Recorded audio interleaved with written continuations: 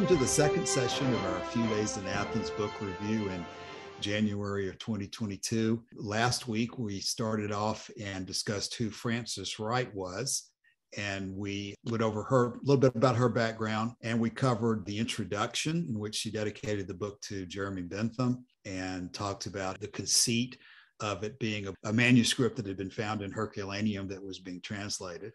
And then we talked about chapter 1, in which the story was introduced that Theon, who was a young student from Corinth, had been sent to Athens to learn philosophy, to basically improve his learning, and how he'd started off probably in the Stoic school, but ended up meeting Epicurus by chance on the road outside of town and did not initially recognize him, nor did Epicurus initially introduce himself. But he invited him to come over to his house, I guess basically is the location. And we ended chapter 1 with both of them entering Epicurus's house and Epicurus announcing to Theon that indeed this person who he had been talking with for the last several hours was in fact the hated and disreputable and arch enemy of the Stoic school, Epicurus himself. So that's basically what we did last week, and that leads us up to chapter 2. Joshua and I talked about the fact that we were going to produce together an outline of some of the major topics that we're going to try to discuss tonight. This first slide that I've got for chapter 2 is basically just a sequence of events. These chapters are really relatively compact, and in terms of discussing the events of what happened, it's pretty easy to summarize that Epicurus basically takes Theon into his house and introduces him to the students who are already there, one of whom that he meets and begins to observe is Leontium, who is a famous female member of the Epicurean school. And Metrodorus is there, and they introduce to Theon a couple of the items that they were already discussing while they were waiting on Epicurus to arrive for supper. So with that as background, I think we should dive into the specific philosophical points that are raised. And once again, I'm going to lean on Joshua, who is a much better storyteller than I am in the first place. So this may be earlier in the session than Joshua expected me to call on him. But Joshua, why don't you go ahead and take the outline that you've prepared, and what we can do tonight, you and I can go back and forth discussing some of the main points. Yeah. So in making the outline, which I was quite happy to do, although I almost find it difficult to make an outline for this book, because as I get reading it, I just want to get to the next chapter and read that. And so I think I read about 3 chapters today before I went back and put together the outline that I made, which I tried not, I had read yours first, so I tried not to overlap too much of what you had included. And one of the things that struck me as I was making the outline that didn't really occur to me when I was reading the book just for pleasure, is that as Theon goes into the house and we're introduced to a number of different students of Epicurus, what I noticed really is the contrast between the 3 of them. And so you've got the youth, Sophron, or however one might pronounce that, who is rebuked by Epicurus gently for being too eager and too a bit presumptuous, frankly, in the way that he approached Theon. And then you've got Metrodorus, who doesn't speak much to Theon at all, I don't think, in this chapter, but he's rebuked, I think, slightly for being too zealous in condemning people for their vices. And then you've got Leontium, who I think represents sort of the harmonious, I wrote down here, appropriate, or bearing in conduct is in harmony with the philosophy of Epicurus. So maybe that's the point of departure. Did you want me to go through the whole thing, Cassian? Joshua, let me make a couple of comments, and maybe you and I can go back and forth a little bit with you leading the way. But one thing I would already jump in and say that I think you have correctly used the word rebuked. But it's very clear, I think, also in reading this, that everything being presented, both in chapter 1 and chapter 2, is in a very good humor. It's rebuking in a very joking sense. There's certainly serious points behind the patter or the back and forth that they're saying. But I think it's clear that the tone of all this is that Epicurus is being very constructive and very supportive and very endearing kind of in the way he's making these points back and forth. It really is largely in fun. Now, it certainly takes a serious turn at several places throughout the episode here, or the story. But I do think it's important that, Democritus is thought of as being the laughing philosopher. I think I've read that somewhere. But I think Epicurus is also correctly reputed to have been somebody who was a very upbeat disposition. Several places in Cicero, where Torquatus is talking about Epicurus, are clearly joking back and forth. And I mentioned Torquatus. I should also mention the Velleius episode on the nature of the gods, where Cicero talks about Velleius sounding as if he had just come down from the intermundia himself and fearing nothing so much as that he might sound like he was in doubt about something, which is certainly has a serious side to it, but also is kind of joking. And there's references to saying things with a smile, I believe, in the Torquatus section. So I think that it is important that people realize that Epicurus is more than anything else trying to be constructive. And also, this is going to be a theme I think we talk about even in this chapter,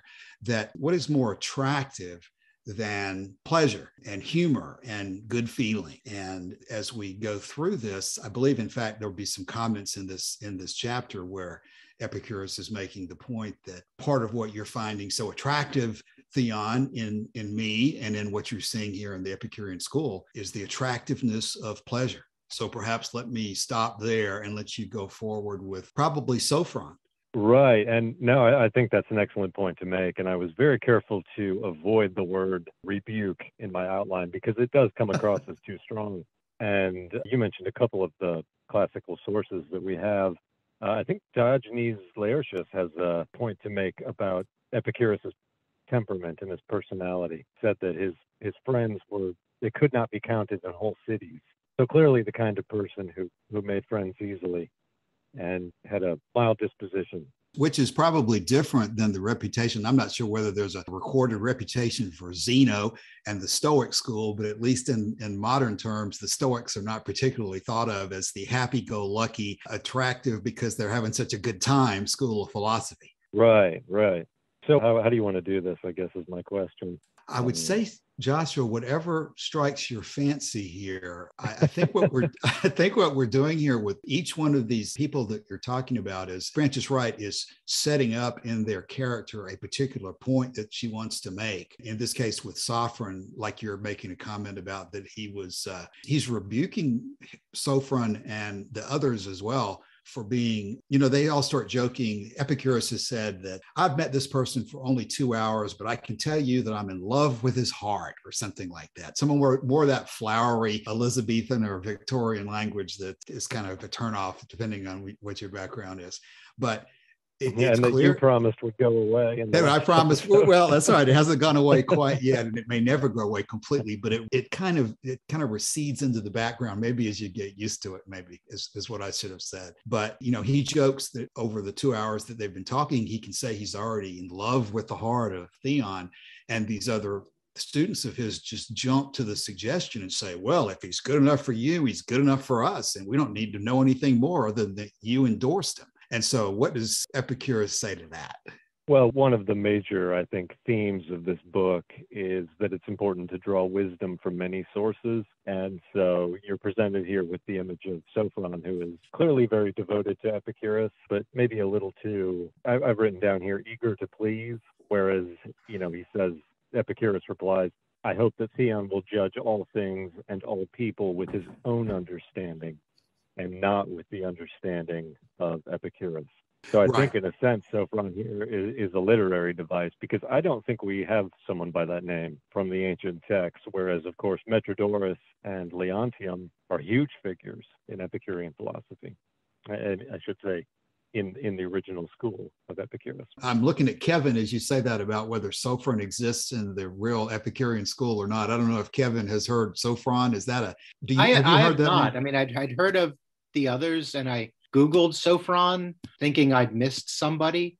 I mean, I always confuse who Theophrastus is also, but it sounds like he's just freshman who's eager. I mean, this is just a character to bring out the idea of overenthusiasm and not really thinking for yourself. I think you're probably right, Kevin. I will say this. Every time I read this story again, I'm more and more impressed with the level of detail that Frances Wright picked out of the ancient sources, and whether she was with Diogenes Laertius only or some others. But I would not bet my life that there's not somewhere a reference to a sophron back in that time period.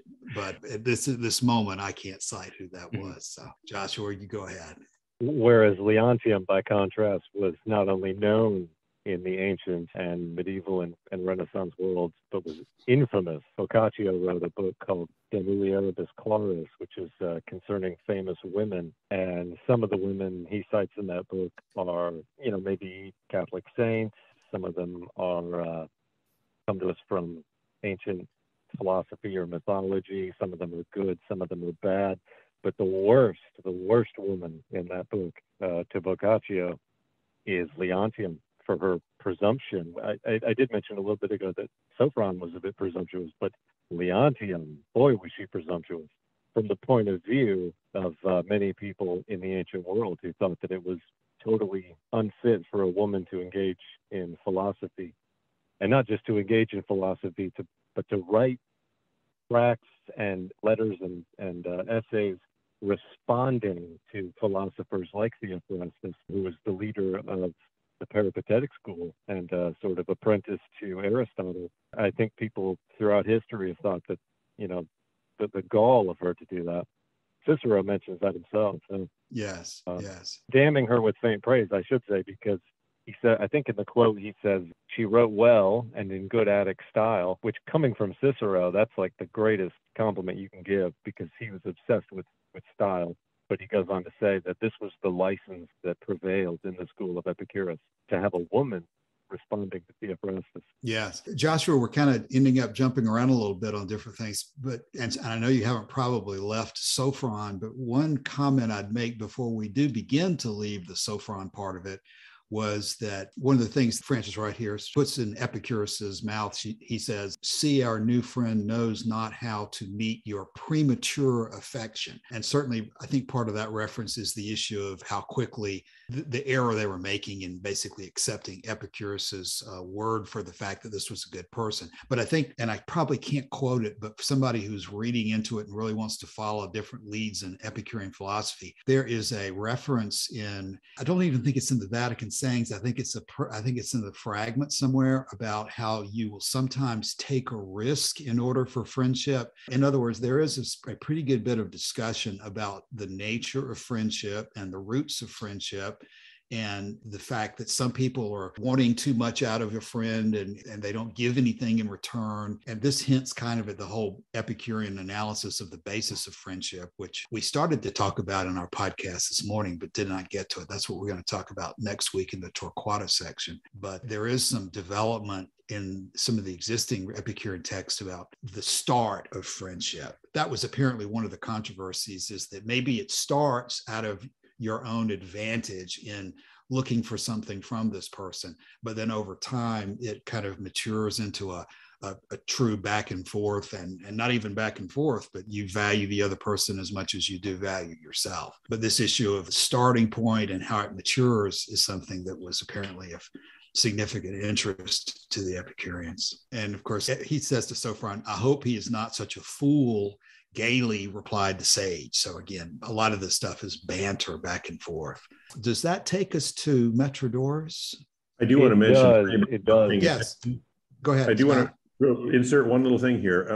If you're not watching the chat, you might want to, put that off to the side and keep an eye on it. There's some things that Alan's putting out in there just to make sure everybody's aware. Thank you very much, Scott, because I was not aware and I need to open that up. So thank you very much. Yes, thank you, Alan. I know we've got a lot that we need to add in here. And Alan, don't be afraid to jump in as well. I know I said what I said a minute ago about letting Joshua and I go first, but we've got a really good group of people here who are constructive and know a lot. Yeah, and we never interrupt. So. What's that? See, Alan is already in tune with what I perceive to be the Epicurean mindset of being compassionate and very sensitive to the way you're perceived by other people, and just, a nice person. Let's see, Joshua, where are we? Well, my outline is slightly out of order because as we are presented with these three scholars, they sort of present a number of problems in succession. First of all, there's that sort of minor problem we just discussed about how you should approach friendship and how you should go about meeting new people and maybe being slightly cautious, but also willing to take risks. And then there's the problem that arises between Sophron and Metrodorus. I am jumping a little bit ahead here down to part 2 of my outline. I guess I'm jumping a little too far ahead, where they say the problem is whether the vicious were more justly objects of indignation or of contempt. Metrodorus argued for the first and I for the latter, and let the master decide. I'm jumping a little bit ahead here because the problem that Leontium raises with Theophrastus actually comes earlier. So let me just read that quick. I know not, resumed Leontium, that I should this evening have so frequently thought Theophrastus wrong if he had not made me so continually feel that he thought himself right. Must I seek the cause of this in the writer's or the reader's vanity? And then in both cases, Epicurus gives an answer to it, but wants to be clear that his answer is not to be taken as gospel. So in reply to Leontium, he says, perhaps you will find that it lies in both, and goes on to say that the mode of delivering a truth makes, for the most part, as much impression on the mind of the listener as the truth itself. And the problem, his answer to the problem presented by Metrodorus and Sophron, as I said, he said he will give his opinion, but that is not decision. And the conclusion is, had I regarded the vicious with indignation, I had never gained one to virtue. Had I viewed them with contempt, I had never sought to gain one. So Cassius, why don't you jump back in there for a minute? Yeah, let's take them two separately. And of course, I'm sorry to see that you've skipped over the section where we described Leontium's ruddy lips and her dignity of ripened womanhood and the noble majesty of mind, and the Roman rather than the Grecian nose and so forth that are described at great length in here, which are probably not necessary to the philosophy, but I guess Frances Wright thought they were interesting to throw in. I jumped over that, Cassius, and went straight to the grace, majesty, and more than anything, her intellect, which is what is more interesting, I think, to us. See, Joshua, I think you've got a ways to go before you fully appreciate the Epicurean, the pleasure is the lure, the pleasure is the attraction. We can never get too far away from that. Okay, but clearly the first of the issues that she's raising is that she's reading Theophrastus's book and she's taken aback, or maybe not offended is not the right word either, but she's reacting against the certainty of his positions and the way that he's stating things as if he's absolutely certain that they're true. So this is bringing up the discussion that the way you present things can be as important as the details of what you're saying. And Question. So, yes.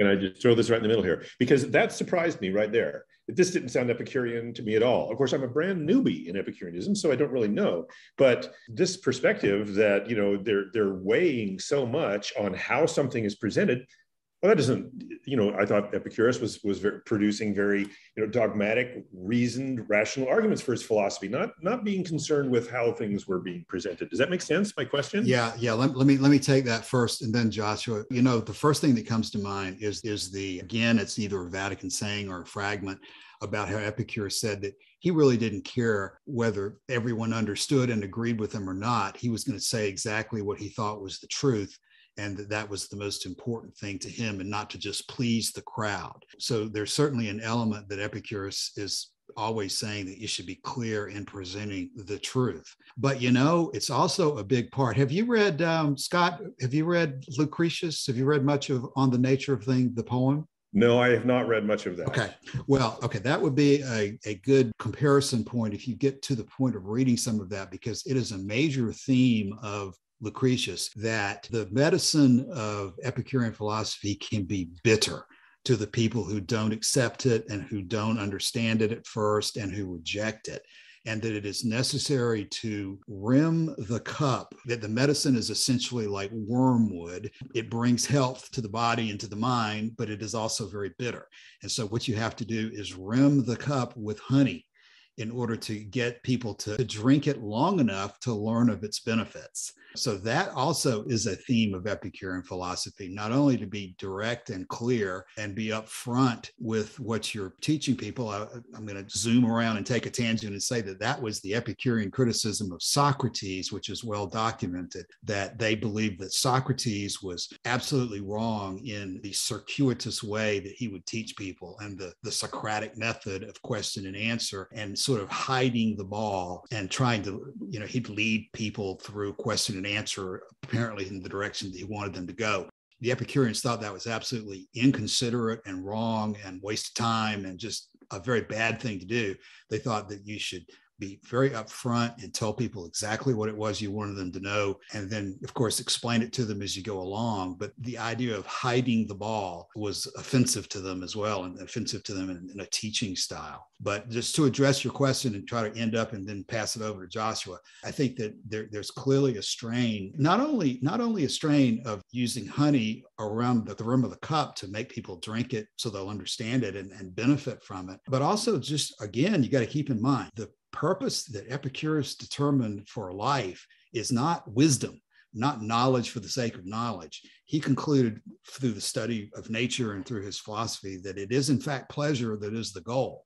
So you're never going to see Epicurus arguing for knowledge for the sake of knowledge. In fact, he's going to say that anything, including, I think it is knowledge or wisdom, he spits upon it. And what is it that he spits upon unless it brings pleasure? Is it knowledge, wisdom? Which one is it, guys? Remind me. What does he spit on? Is it beauty to some extent as well? But all those things, I think you could substitute the words in that equation, because ultimately he's saying you do everything for the sake of pleasure. Okay, Joshua, now having me ranting for a minute, you clarify the situation for us. Well, ironically, you mentioned two things that there is a slight conflict within. Agreed. I don't know if I'm going to go the same direction you are, but he says, it is true, first of all, that Lucretius did desire to present his argument, which he thought might be bitter to some people's ears, in a way that they would be more receptive to. But ironically, the way he chose to do that was with poetry. And I believe we do have a quote from Epicurus, maybe in the fragments, where he says, "I spit on poetry." So yeah, we're putting a lot of spitting going on. People spitting all over the place. Yeah. I think generally accepted that what Epicurus was referring to was not poetry just for being poetry, but the kind of poetry that sort of celebrates the gods, the exploits of the gods, poetry that in a sense lies to you. Yeah, I don't know. I guess that's where I'd go with that. I'll take up the challenge for a minute. Scott, elaborate on the contradiction that you see. Well, on the one hand, I hear in my meager learnings, I think of Epicurus as being against studying rhetoric and so forth, and sophistry, and learning how to be a great orator and flowery language in your stuff. That's all a bunch of baloney. You need to be direct, as you just talked about with, the criticism of Socrates. Quit goofing around with your questions and your dialectic and blah, blah, blah, and get to the point of it and be square with people. That's just what's fair, and that's what's right to do. And then on the other hand, we have this idea that you're saying that this is part of the pleasure approach to Epicureanism, that Lucretius would say something about putting honey on this in order to make people to get into it. Those two seem to be the conflict of approach there. But though I wonder really that Lucretius is way past in time Epicurus, right? He's like several hundred years past or something. Yes, but he is a very devoted student, and I would argue that there's nothing in Lucretius that Epicurus would not have endorsed. But go ahead. Yeah, it didn't come directly from Epicurus. Most people say that Lucretius probably had Epicurus's own nature right in front of him as the source material from which he just basically transferred it into poetic form. Yes, and I'm not doubting that a bit. Although I think I read something by David Sedley, and I don't remember what it was. I have to try to see if I can dig this up. That Lucretius, nonetheless, was primarily a poet more than a philosopher, and he had his way of doing things, which even at the time that he was working in Rome, this was not something that was going to be really very effective at promoting Epicureanism, because the Romans were very, macho and politics and all this other stuff. And here he was doing this other stuff because that's what Lucretius did. That's what he was good at and so forth. And he wasn't really interested in bending to what he should have done or so forth. So, I'm wondering if his style might be something different a little bit than perhaps what Epicurus was like. Well, clearly what Epicurus said about poetry is something to the effect that the wise man will not compose poetry, but he'll also be the only one who can really understand and appreciate poetry. I think Joshua is what's included in Diogenes Laertius there. So, certainly isn't a superficial contradiction that Epicurus is frowning on poetry and in fact saying you're not going to compose it. And then Lucretius turns around and composes one of the greatest poems of the Roman world out of Epicurean philosophy. So that clearly is an interesting twist of fate, so to speak. But I guess in just concluding on the point about whether there's a contradiction, is you could argue fairly well that ultimately Epicurus does not see a contradiction in the goal of life, which is pleasure, and also pursuing it intelligently, because he thinks that's how you get to the goal. I think maybe a lot of people think probably there's an implicit contradiction they think that whenever you're doing something pleasantly, you're implicitly manipulating people or hiding things from them in a negative way. But I think Epicurus would argue that his medicine was, in fact, truthfully the productive way to live life according to nature. And that since nature is telling us to use pleasure as the goal, that the employment of pleasure in reaching the goal is not something that would be contradictory. But, obviously that's why we have book reviews and discussions, is because people are going to have different perspectives on things. Joshua, you want to continue on with the second? Now, I'll just set it up by saying that the second of the philosophical questions was this issue of, and I think it plays into what we've been talking about already, the question of whether the vicious are more justly objects of indignation or of contempt. What does that mean, and what do you think they were arguing? So one of the interesting things about this book is how much virtue and vice really come to the forefront here. When you read Epicurean literature in, for example, Lucretius, you don't hear a whole lot about virtue, and there's quite a lot of it in this book, possibly related to the time that Frances Wright was writing. So whether the vicious, this is the problem, were more justly objects of indignation or of contempt, it's difficult, I think, to parse the difference between those two. I mean, indignation would mean that you would be, in some sense, I think maybe angry at people who were vicious, and contempt, I think, is rather obvious. And Epicurus comes in and said there are not two options, but actually a third. And his conclusion is neither indignation nor contempt, but compassion and pity are the appropriate response to vice. And then there's this bit with Metrodorus talking about his past of presumable viciousness, which I'm curious to know more about. I wonder, Cassius, do you know anything about Metrodorus' past? No, not enough to suggest a reason there. And so I'm going to look over at Alan and Kevin and see if they have anything that they can add as I drone on for just a second. Maybe what I would say at this point in what you're saying, Joshua, is sometimes I wonder whether, where Frances Wright gets some of her material from here. And it'd be interesting to think about which text portions she used as the basis for this position of hers about Epicurus and compassion. But I know that one that stands out in my mind is when I heard you talking about recently the issue of the hearts in darkness. I think it's the beginning of book 2, or maybe it's book 3 of Lucretius. But the issue of, DeWitt calls it a missionary philosophy. This is a philosophy of healing of sickness. And you're not healing sickness just for the sake of being a good healer. You do have compassion for the people who are wandering around lost in the wilderness and under the influence of false philosophies and fears and anxieties and so forth, are just living lives a whole lot less happily than they should. So I think it's very well justified that Epicurean philosophy is a compassionate philosophy. There are limits to that I could cite a text or two as well. It's saying there's one in Torquatus about how some people pursue vice so strongly that they're better fit objects for restraint rather than for reformation, is a line that always comes to my mind. That's in book 1 of Ossian and the Torquatus section. But clearly, Epicurus is giving a long discussion here about how most everybody here has, for example, as I say with a smile, they've been through their erroneous Buddhist phases, or they've been through their erroneous Stoic phases, or something like that. And all of us have been there. Some of us are still there. Some of us are only coming out of it or whatever. But, and of course, that's, I think, part of the key of what he's saying here. That is what I took the bit about Metrodorus to be, that he had just been living in error of some kind before he found the truth. But that's because I've never heard anything terrible about his past. It's not right. There's lots of allegations about Epicurus and his personal habits and so forth that's in Diogenes Laertius, but I don't remember that there's anything about Metrodorus's background. But I bet you there is something, or because Frances Wright doesn't seem to usually just make things up out of whole cloth when it's a reference like that. Okay, so about this compassion thing, this really threw me for a loop when I saw that. Nothing that I've read so far in Epicureanism, Duet, or anything had much mention at all of compassion. It did not seem to be a thing in Epicureanism. I don't know of any. Is there text, presenting Epicurus being? I know he's understood to have probably been a fairly buoyant and positive person, but compassion, no. And the compassion he showed in this particular case didn't sound right, because all I've heard about Epicurus with other philosophers is he's battling with them, he's arguing with them, and so forth. So I figured he was fairly confrontational, but this is being described as quite different from that. And so do we have support for that? Why would Frances Wright have represented him this way?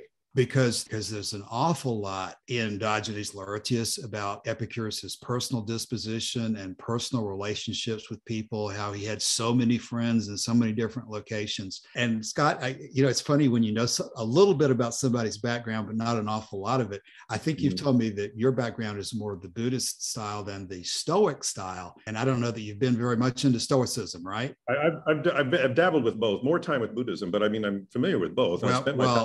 If you want to talk stereotypical behaviors, I would say that it is the Stoics who are clearly not into compassion. They are into virtue for the sake of virtue, and glory and diligence and vigor and rigor and all these sternness in the face of pain and so forth. But there's a lot which probably I won't be successful in dealing up here. I'm going to look over at Alan again, because Alan's good at citing different passages. But clearly, I think there is a vain are the words of the philosopher that don't heal suffering. There's a paraphrase of one of them.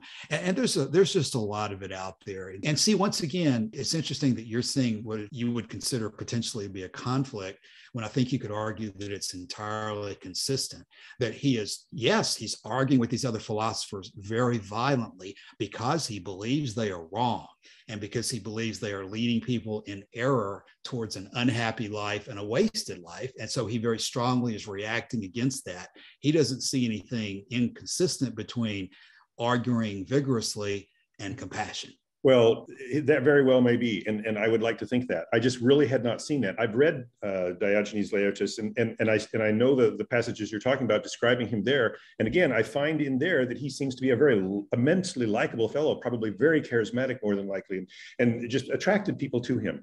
But compassion was the one that really struck a chord with me. That's very much Buddhist, of course, from Mahayana Buddhist perspective, that you would approach somebody with that kind of a compassionate attitude, regardless of how they might have attacked you and insulted your mother and everything else, because you would see them as actually essentially ignorant of the truth. And if only you could help them see the truth, then they would be like you and there would be no need for conflict. That's just very, from a Buddhist perspective. But all of a sudden I'm hearing this in here, and so it surprised me. And that's one of the reasons that we thought a book review of A Few Days in Athens was a good idea. And probably one of the reasons that she wrote A Few Days in Athens the way she did, because there are so many misconceptions and errors about what Epicurus was really after. I mean, we think of Epicurus as being a philosopher of pleasure, and pleasure really doesn't have a necessary connection with compassion unless you think about it and have a certain position on the types of pleasure and the things that you do to gain pleasure. And when you get into these details and you see the attractive side of Epicurus's teachings and his character, you get a much more benevolent view of Epicurus. But that's obviously not what the church wanted to emphasize for 2,000 years, and his enemies in the other philosophic schools wanted to emphasize. They wanted to make him out as everything that's negative in the word hedonist without anything that's positive in the idea of pursuing pleasure. So that's clearly one of the benefits I hope we'll bring through all this is to point out things that you might not expect. And I hope to learn more about this because, I'll just give a confession here. I really had, in my thinking so far about Epicureanism, this was a weakness, that there wasn't a feeling of passion, albeit, there's lots of talk about having friendship and so forth, but there is something deep inside of all of us that wants to connect with people, to have compassion, to not fight. And I would think somebody seeking pleasure is not going to be a fighter all the time. That wouldn't work out very well. But I didn't see that happening. So I'm happy to see this. And I hope to learn a little bit more because, again, I haven't seen a lot of direct description about compassion as a feature of Epicurus or Epicureanism. I think that if you look into particularly the fragment of, or not fragment, the quite large inscription, which exists in fragmentary form of Diogenes Wanda, there's quite a lot in there that I think will bear on your question, where he talks about, I'm interested in helping my townsmen, but not just my townsmen, but even foreigners, because all people inhabit the same land, which is the earth, and in a sense, we're all brothers in a sense. Or I can't remember exactly how he phrases it, but it's a very cosmopolitan, and the idea that I think it's difficult to get a handle around what they might have meant by friendship too. It's not entirely clear to me that, when I read something like in Diogenes Laertius, where he says that his friends could not be counted in whole cities, I certainly do not have enough friends to fill whole cities. So it's possible that there's something going on with the word friendship. It makes it sound like he had Facebook. Yeah. Yes. Joshua, let me, I'm watching the clock and also thinking about how much left we have to do in this chapter, especially given what Scott has raised in the last few minutes. I think we need to make sure that we spend enough time covering what is discussed at the very end of this chapter.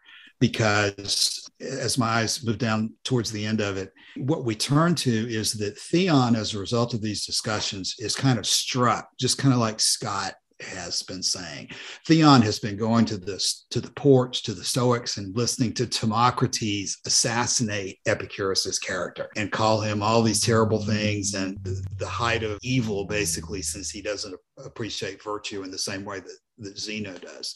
And so at the end, Theon thinks to himself, oh my gosh, if these guys could just know you, Epicurus, they would be impressed with you and they would love you just like I'm finding that I do after I hear you discuss the truth of what you're really preaching. And Epicurus says, no, Scott, no. Zeno and I have a very significant disagreement about what the goal of life is. And Zeno really knows what's at stake and what the issues are about. It's not a matter of this character assassination that Timocrates was doing, but Zeno really knows that there is a battle between what is the goal of life, and that Zeno sees pleasure as a hindrance to virtue as the goal of life. And saying pleasure is dangerous, and Epicurus is saying pleasure is the goal. So what you've got, it would be a mistake to just go too far down the era of good feeling that we're discussing right now, because what Epicurus points out here in the end is that some of the things that are said about him are in fact true, that Epicurus is not a believer in a supernatural God who created the universe. Theon says, but Zeno mistakes your doctrine. Zeno doesn't understand what you're preaching. And Epicurus says that he has no doubt that Zeno expounds it wrong. And then Theon says, Zeno mistakes it altogether. He believes that you own no other law, no other principle of action than pleasure. And of course, Theon is expecting Epicurus to say, of course, that's not right. But Epicurus says, he believes right. And Theon finds that impossible to believe. He says, you can't teach that men to laugh at virtue and to riot in luxury and vice. And Epicurus says, of course, that's not what I teach. But this is where they end the chapter, is that Theon looked as he felt, curious and uncertain. He gazed first on the philosopher and then timidly around the circle, and every face had a smile on it. And Epicurus says, the orgies are concluded, and turns with gravity to the young Corinthians and said, you've seen the horrors of the night. If they have left any curiosity for the mysteries of the day, seek our garden tomorrow at sunrise, and then you shall be initiated. And that's a joke too. I do believe that Frances Wright has captured the spirit of Epicurus and all of the double entendre and the double meanings of these words, because Theon is expecting there to be some kind of a drunken sex orgy there. And so Epicurus is jokingly playing into those words and telling him that if you'll come back, you'll learn more. Joshua, you and I have droned on, and we have deprived our guests of being able to contribute as much as they would like, other than Scott, who will always jump in at the right time there. But Kevin and Alan in particular, Alan, I appreciate your writing these notes in the chat here and pulling up those Vatican sayings especially. And then noted here, Alan, how Catherine Wilson in her books also presents. Scott, you probably haven't read any of the Catherine Wilson books. She is writing some very good current material on Epicurus, not exactly from a totally academic point of view, but she's kind of writing a more popularizing style right now. And I think she would also confirm for you this general sense that Epicurean philosophy is benevolent in many of its ways.